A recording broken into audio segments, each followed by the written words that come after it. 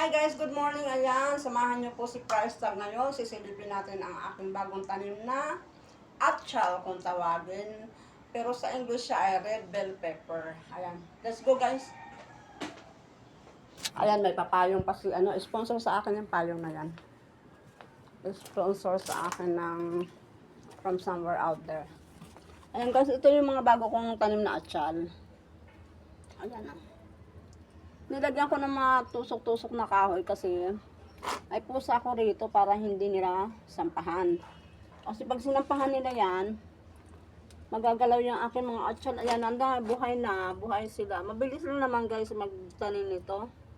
Hindi mahirap itanim ang mga sili. Ayan ito, mayroon pa ako ibang atchal, dito ko naman itatanim. So ayan na guys, no. Kahapon kasi nag-harvest din ako ng mga malunggay. Ito, ayan. Tsaka yung kamote, binigay ko sa aking kaibigan. Kaibigan na laging naaasahan pagka may kailangan ako. Yan. Ito guys, silipin din natin ang aking luya. Ito may luya ako guys, ayan o. Nakikita niyo ba?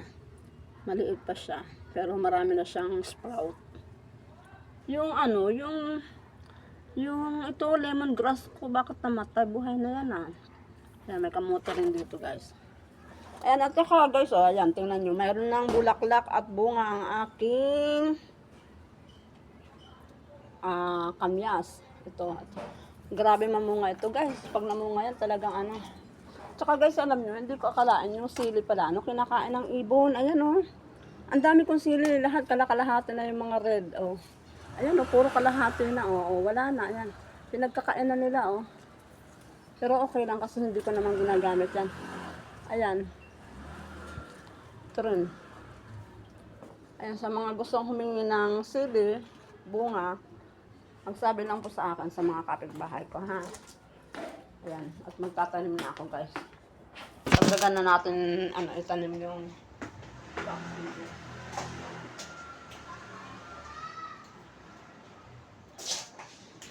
Price Tag ay maggagardening. Ayan. Ayan, ito guys. Guys, nakakita na ba kayo na yung okra na kulay violet? Mayroon ako nun kasi nanghingi ako sa barangay. Tapos ang pinadala sa akin, hindi ko akalain violet pala siya. Pero ito, lady finger. Hindi na siya violet pagka patigas na siya. Ginawa ko na lang muna ng yan, binhi. Marami yan, mayroon pa yan doon, dalawa. Ayan, ito guys, para sa aking mother yan, kaya tinanim ko yan. Pati yung bayabas. Pinagtsagaan kong palakihin yan, pati itong mangga. Para mayroon kaming alam mo yung mga herbal.